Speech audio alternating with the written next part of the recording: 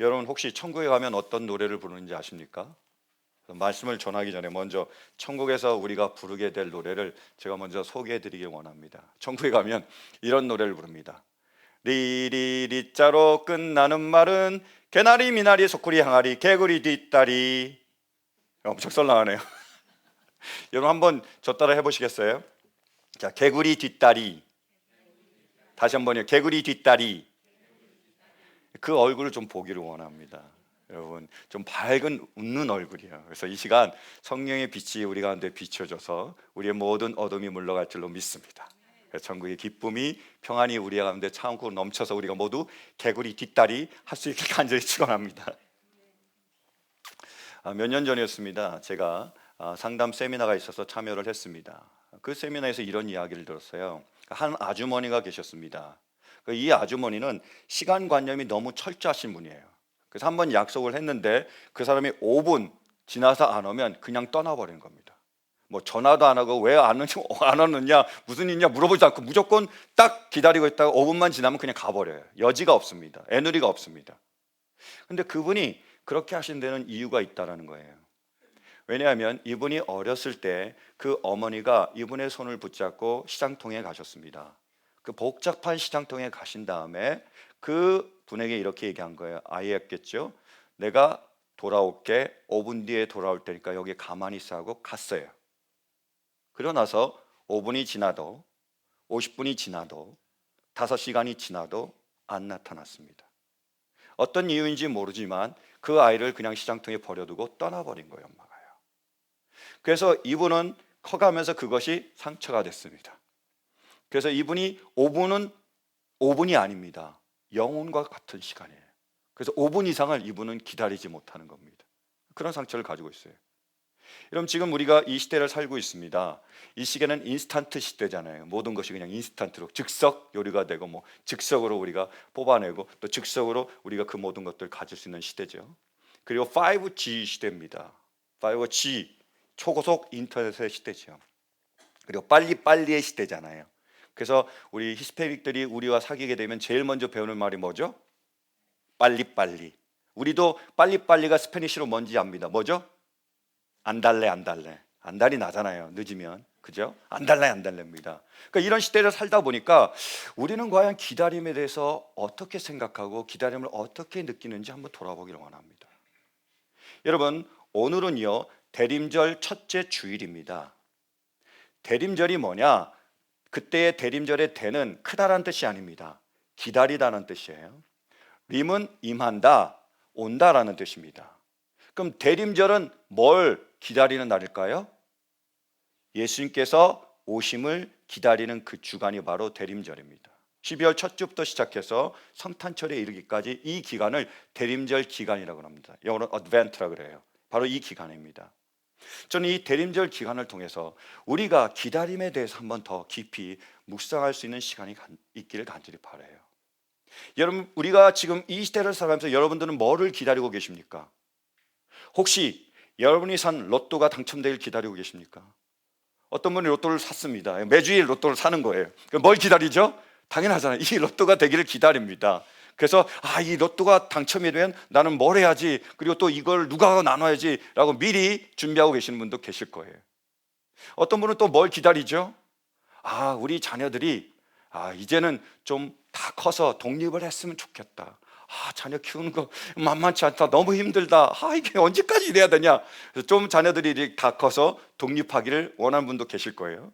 그럼 자유로울 수 있잖아요. 저도 우리 아이들이 이제 다 커서 좀 독립을 해서 제 와이프하고 둘이만 자유롭게 좀 여행을 다녔으면 좋겠습니다. 와이프가 저랑 갈지는 모르겠지만요. 제가 그걸 원합니다. 우리가 이러한 바람들이 있고 이러한 기다림들이 있는데, 그러면 예수님 시대 당시에 그 시대의 유대 사람들은 무엇을 기다리고 있었을까요? 그들은요 예수님께서 오심을 기다리고 있었습니다. 구약에 예언된 그 메시아 구원자가 오셔서 그들을 구원해 주기를 간절히 기다리고 있었습니다. 왜냐하면 그들은 너무나 힘들고 어려운 삶을 살고 있었기 때문이에요. 우리가 잘 알듯이 예수님이 오실 당시에 그 유대는 로마의 속국이었습니다. 우리나라가 일본의 속국이 된 적이 있었잖아요. 너무나 힘들고 너무나 어려웠잖아요. 그래서 우리는 잘 알 거예요. 그게 어떤 삶인지요. 마찬가지예요. 그때 유대 땅도 로마의 속국이었습니다. 우리가 일제 그 치하에서 고통받았듯이 그들이 로마 그 치하에서 고통받은 거예요. 뿐만 아니라 로마가 세운 대리자가 있었는데 바로 헤롯 왕입니다. 우리가 잘 아는 헤롯이에요. 근데 이 헤롯은요, 원래 출신이 이두메 출신입니다. 그러니까 유대 출신이 아니고요, 에돔 출신입니다. 이삭에게 두 아들이 있었죠. 누구죠? 에서와 야곱이잖아요. 그러면 야곱 밑으로 이스라엘 그 12지파가 나오고 그 이스라엘 민족 또 유다가 바로 이 혈통인데, 이 헤롯은 바로 그 형이었던 에서의 혈통입니다. 후손이에요. 그러니까 정통성을 중요시 여기는 유대 사람들이 이 헤롯을 곱게 보지 않았죠. 싫어했습니다. 미워했습니다. 그러니까 왕권의 위협을 받았어요. 그리고 이 왕위를 가지면서 헤롯 왕은 3번인가 4번인가 계속 그 왕위를 뺏길 뻔했습니다. 다시 찾고 한 거예요. 그러니까 이 자신이 가진 이 왕권에 대한 집착이 대단한 사람이었습니다. 그래서 이 왕권을 어떻게든 붙잡으려고, 빼앗기지 않으려고 온갖 수단과 노력과 방법을 다 동원했어요. 그래서 왕권이 위협이 되면 다 죽였습니다. 아내도 죽였고요. 그리고 아들들도 죽였고요. 또 친가 친척들도 다 죽였고요. 그러니까 이 왕권을 위협하면 무조건 다 죽이는 거예요. 북한에 있는 김 아저씨하고 비슷하죠. 그겁니다. 그런 거예요. 그래서 심지어 그런 말이 돌았습니다. 이 헤롯의 아들이 되기보다 그의 개돼지가 되는 게 낫다. 왜냐하면 개돼지는 잘 먹이잖아요. 아들이요? 잘못 보면 죽는 겁니다. 이게 헤롯이었어요. 그래서 유명한 성경의 일화도 있잖아요. 예수님께서 탄생하셨습니다. 그 소식을 알고 동방에서 박사들이 왔죠. 그러니까 왕으로 태어났으니까 당연히 캐피털, 수도에 있을 것이다. 예루살렘으로 왔습니다. 성전에 와서 헤롯에게 물어봅니다. 유대인의 왕으로 나신 이가 어디 있습니까? 헤롯이 깜짝 놀랐죠. 나 말고 누구? 다른 왕이 있으면 안 되잖아요. 그래서 알아보고 어떤 일을 벌이죠? 베들레헴과 그 지역에 있는 아이들, 갓난 아기뿐만 아니라 혹시 모르니까 뭐요? 2살까지 그 밑에 아이들을 다 죽여버린 겁니다. 그것이 헤롯의 학정이고 통치였습니다. 그 밑에서 살아가니까 얼마나 힘들었겠어요. 얼마나 괴롭겠습니까? 그러니까 그들이 바라는 게 뭐죠? 제발 구약에 약속된 그 메시아 구원자가 오셔서 우리를 좀 구원해 주세요. 그걸 간절히 그들이 기다리고 있었습니다. 그걸 기다리고 있었대요. 대림이었습니다. 근데 지금 우리가 이 시대를 살고 있는데 어찌 보면 이 시대도 로마 시대와 별로 다르지 않은 것 같아요. 여러분 지금 정치가 얼마나 어지럽습니까? 지금 한국은 탄핵이 돼서 바뀌었는데 또 다시 탄핵할 위험에 있고요. 지금 미국도 마찬가지잖아요. 지금 민주당에서 뭘 준비하고 있습니까? 성탄절 전까지 대통령 탄핵을 결정할 투표를 준비하고 끝내려고 하고 있습니다. 이러한 정치적으로 혼란한 시대에 있습니다. 정치뿐만이 아니죠. 우리가 경제적으로 얼마나 어려워요. 재정적으로 얼마나 어렵습니까? 제가 몇 년 전만 해도 이런 얘기를 들었습니다. 내년이면 좀 나아질 거야. 내년이면 좀 나아질 거야. 내년이면 좀 나아질 거야. 이제는 그런 소리 안 들립니다. 안 들려요. 사는 게 어렵습니다. 힘들어요. 재정적으로도 어렵죠. 신분 문제는 어떻습니까? 왜 이렇게 못 살게 구는지 모르겠어요. 그죠? 이민자가 세운 나라잖아요. 본인들도 이민해서 와서 이 나라에서 그 아프리칸 우리 원주민들을 내쫓고 자신들이 이 나라를 차지해 놓고는 그 다음에 이민자들을 어렵게 하고 힘들게 하고 그 문을 닫으려고 하고 어떻게든 장벽을 쌓으려고 하고 이러고 있습니다. 힘들어요. 불안합니다. 그 다음에 우리 자녀들은 어떻습니까? 저도 옛날에는 사춘기라는 게 우리는 없을 줄 알았어요. 저는 너무 우리 아이들 잘 교육했기 때문에, 너무 기도로 제가 키우고 너무 말씀으로 키우고 매일 제가 그 가정 예배를 쌓았기 때문에 나는 우리 아이들은 사춘기가 오지 않을 줄 알았는데 너무 힘들어요. 말하기가 겁나요. 무슨 말이 튀어나올까 봐 여기서 두렵습니다. 제가 겁납니다. 우리 와이프는 그래 사춘기가 건들지 말라 그러는데 그러다가 버릇이 뭐 나빠질 것 같기도 하고 하여튼 힘들어요. 우리 삶이잖아요. 어떤 분이 족구를 하면서 그러시더라고요. 내가 이때 말고 이렇게 웃으면서 떠들면서 좋아했던 적이 없다. 일주일 동안 웃을 일이 없다는 거. 개구리 뒷다리가 없습니다. 일주일 동안. 그러다가 족구라도 하면서 얘기도 하고 웃기도 하고 밥도 먹으면서 기뻐한다는 거예요. 생각해 봤습니다. 여러분 한번 돌아보실래요? 일주일 동안 개구리 뒷다리 한 적이 언제 있으세요? 언제 있어요? 저도 돌아봤어요. 개구리 뒷다리 한 때가 우리 대학생들과 같이 만나서 식사할 때 그때밖에 없더라고요. 걔네들은 그냥 가만히 있어도 막 돌망 굴러가도 웃더라고요. 너무 좋아요. 걔네들이 있으면 제가 많이 웃는데 좋은데 그 외에는 제가 보니까 없어요. 우리 사춘기 말도 못하죠, 제가. 그죠? 우리 와이프 요즘 예민하죠. 그러니까 막 힘들어요, 이게. 없습니다. 없는 거예요. 그게 우리의 삶이라는 거예요. 어떻게 우리가 여기서 벗어날 수 있을까요? 어떻게 우리가 여기에서 정말로 기뻐하며 정말로 행복해하며 정말로 만족스럽고 정말로 감사하며 그렇게 나아갈 수 있을까요? 그 로마의 치하에서 헤롯의 학적 밑에서 유대 백성들은 메시아가 오기를 간절히 기다렸습니다. 어떤 일이 벌어졌죠? 마침내 오셨습니다. 드디어 오셨습니다. 그래서 예수님께서 오셔서 메시아로서 구원의 은혜를 선포하시며 그 구원의 역사들을 이루기 시작하셨습니다. 여러분, 예수님이 오셨을 때 요셉과 마리아가 아기 예수를 데리시고 그리고 정결 예식을 가지러 예루살렘 성전으로 왔습니다. 그때 성전에는 시므온이라는 사람이 있었습니다. 이 사람은요, 성령의 감동을 주셔서 네가 죽기 전에 메시아 예수 그리스도를 볼 거라는 감동을 준 사람입니다. 그래서 일평생 예수 그리스도께서 오시기를 그 성전에서 기다리던 사람이에요. 근데 그가 아기 예수를 봤습니다. 그때 뭐라고 얘기했을까요? 시므온이 한번 보실까요? 자, 함께 봉독합니다. 우리 누가복음 2장. 자, 시작. 주님, 이제 주님께서는 주님의 말씀을 따라 이 종을 세상에서 평안히 떠나가게 해 주십니다. 내 눈이 주님의 구원을 보았습니다. 계속이요. 주님께서 이것을 모든 백성 앞에 마련하셨으니 이는 이방 사람에게는 계시하는 빛이요 주님의 백성 이스라엘에게는 영광입니다. 할렐루야. 뭘 봤다고요? 구원을 본 겁니다. 그들이 기다리던 이 어렵고 힘들고 이 문제 많은 세상에서 우리를 구원하실 그 구원자를 기다렸는데 오신 겁니다. 주의 구원을 받습니다라고 찬양한 겁니다. 예수님도 마찬가지셨습니다. 예수님이 성인이 되셨습니다.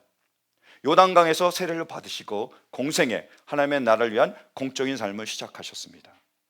회당에 들어가셔서 말씀을 읽습니다. 그 말씀이 이사야서 61장 예언의 말씀입니다. 한번 보실까요? 이 말씀입니다. 주님의 영이 내게 내리셨다.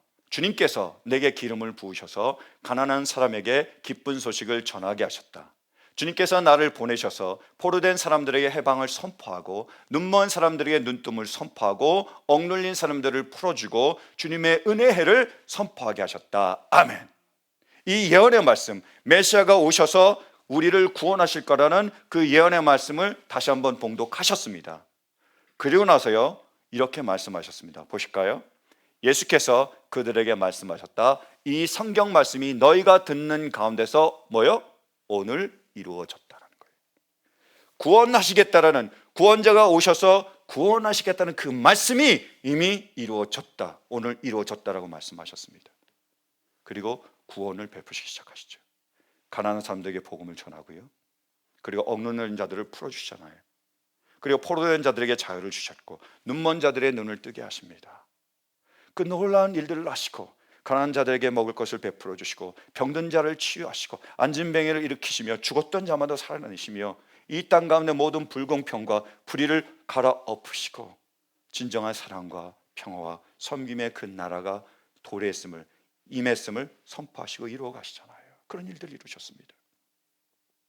여러분, 그 주님께서 약속하신 것이 반드시 다시 오실 거라는 거예요. 주님께서 반드시 다시 오실 것입니다. 여러분, 주님이 반드시 다시 오실 줄로 믿으십니까? 그럼 주님이 다시 오시면 우리에게는 어떤 일이 일어날까요? 보시겠습니까? 요한계시록 21장.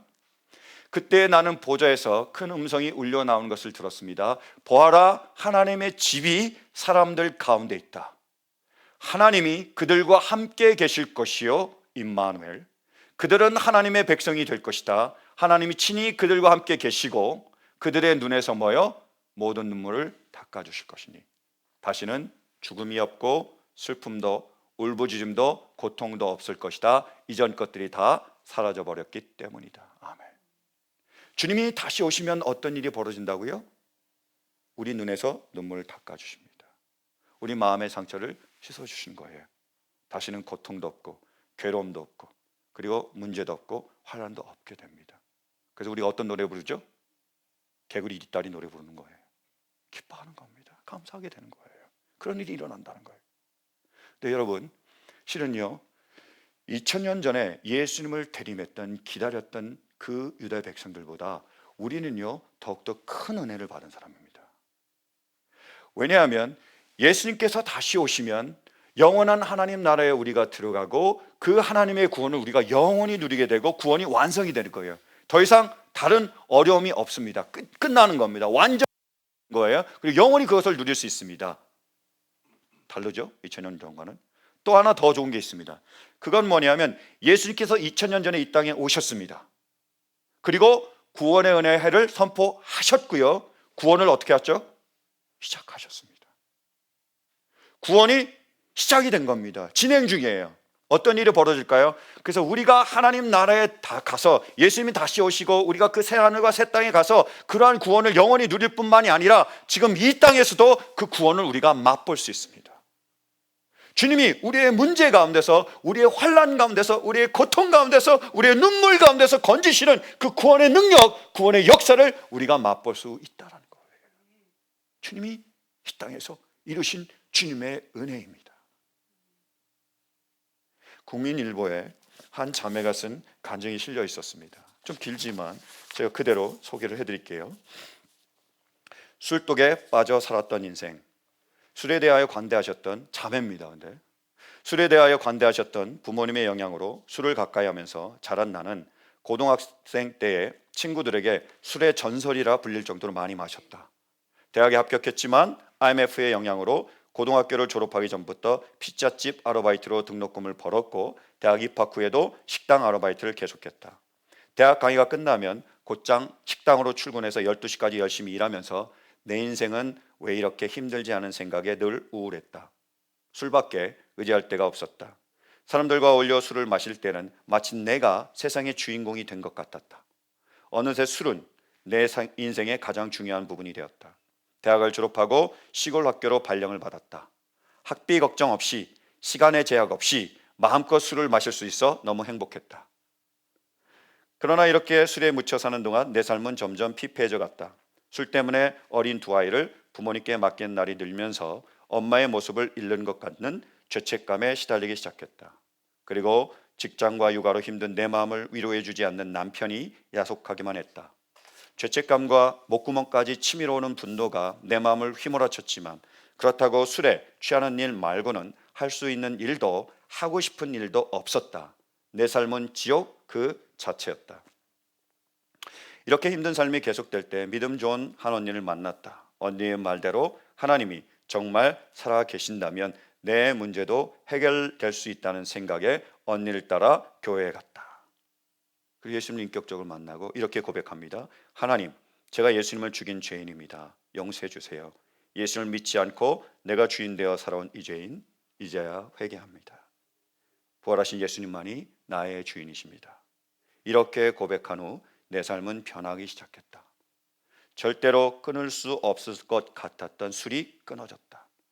그리고 예수님이 남편과 자녀의 주인임을 알고 남편을 죽게 대하듯 하게 되었고 자녀도 진심으로 사랑하게 되었다. 학교에서도 아이들 위해 마음을 다해 사랑하고 기도하는 선생님이 되었다. 또 변화된 내 모습을 보고 엄청 신기해하는 직장 후배들에게도 틈만 나면 부활하신 예수님을 전했다. 늘 술에 취해 답 없이 살던 내가 예수님을 주인으로 모시고 부활의 증인이 되었다. 예수님과 동행하며 공동체와 함께 기쁘게 전진할 수 있도록 해주신 하나님께 감사드린다. 아멘. 예수님을 믿었습니다. 그 이후에 어떤 일이 벌어졌죠? 주가 바뀌었잖아요. 첫 번째 주와 예수님을 믿었던 그 이후에 주가 바뀌었습니다. 구원이 일어난 거예요. 지금도 주님은 역사하시고 지금도 주님은 우리 가운데서 구원을 행하고 계십니다. 구원을 시작하셨고 구원을 진행하고 계시고 우리 모두에게 그 구원의 은혜가 임할 줄로 믿습니다. 이 세상에는요 두 가지의 기다림이 있습니다. 하나는 기약 없는 기다림이고요, 하나는 기약 있는 기다림입니다. 기약 없는 기다림이란 아까 제가 서두에도 말씀드렸던 그 아주머니 이야기처럼 기다리지만 열매 맺지 못하는 기다림입니다. 5시간을 기다리고 5분을 기다리고 5일을 기다리고 50일을 기다리고 50년을 기다려도 절대 이루어지지 않는 기다림이 있습니다. 그 기다림은요, 기다림 자체가 고통이고 그리고 아픔이며 안타까움입니다. 그게 기약 없는 기다림이에요. 그러나 여러분, 우리가 기다리는 기다림은 어떤 기다림입니까? 기약이 있는 기다림이에요. 반드시 약속대로 이루어지는 기다림입니다. 주님이 약속하셨습니다. 구약의 예언을 통해서 내가 오시리라고 약속하셨습니다. 어떤 일이 벌어졌죠? 2000년 전에 주님께서 이 땅에 오셨습니다. 그분이 약속을 지키셨습니까? 아멘, 지키셨습니다. 그분께서 다시 약속하십니다. 내가 다시 오리라고 약속하셨기에 반드시 그 약속대로 주님이 다시 오실 줄로 믿으십니까? 아멘. 우리에게 약속하셨습니다. 구원의 은혜를 선포한다. 오늘 시작되었다라고 말씀하셨습니다. 주님이 구원을 선포하셨고 우리를 통하여 구원을 이루실 줄로 믿으십니까? 그러므로 우리의 기다림은 기약이 있는 기다림입니다. 우리가 이렇게 간절히 기도할 때 주님께서 그 기도를 들으시고 우리의 기다림을 통해서 열매를 맺게 하실 줄로 믿습니다. 실은 오늘 우리에게 주신 이 말씀은요, 성 어거스틴의 회심을 통해서 더욱더 유명해진 말씀입니다. 제가 늘 얘기하듯이 어거스틴은 어렸을 때, 젊었을 때 방탕한 삶을 살았습니다. 그는 17살 때 마니교라는 이단 종교에 빠집니다. 그 이단 종교가 뭐냐면 이 이상과 그 현실은 끊어져 있다는 거예요. 그래서 하나님의 나라와 우리 삶은 상관이 없다는 겁니다. 그래서 뭐죠? 막 살아도 된다는 거예요. 그걸 믿고 막 살았습니다. 그렇게 방탕하게 살았어요. 술을 좋아했고요. 그리고 사람들을 좋아했고요. 여자들 좋아했습니다. 막 그렇게 사는 거예요. 그러다가 20살 되었을 때 결혼도 안 하고 아이를 낳습니다. 그러고 나서는 버려버려요. 이런 일을 한 거예요. 그러다가 어떤 일이 벌어지죠? 하나님의 은혜로 회심합니다. 그래서 하나님의 사람이 되세요. 기독교 역사상 가장 위대한 신학자 중에 한 사람이 됩니다. 제가 가장 존경하는 분이 바로 이 어거스틴이고 가장 좋아하는 페이보릿 북이 제가 이분이 쓴 Confession, 참회록입니다. 엄청난 영향력을 미쳐요. 정말 은혜가 있는 분입니다. 근데 이분이 어떻게 그렇게 회심하게 됐냐? 그 회심할 때 가장 큰 영향력을 미친 게 바로 오늘 우리에게 주신 로마서 13장 13절 14절 말씀입니다. 제가 컴패션 그 책의 내용을 잠깐 소개해 드릴게요.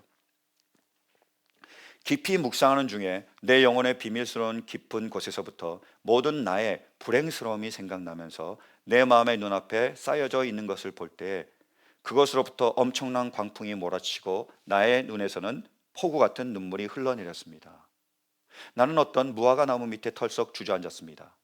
어떻게 앉았는지 기억나지 않습니다. 그리고는 마음껏 엉엉 울어버렸습니다.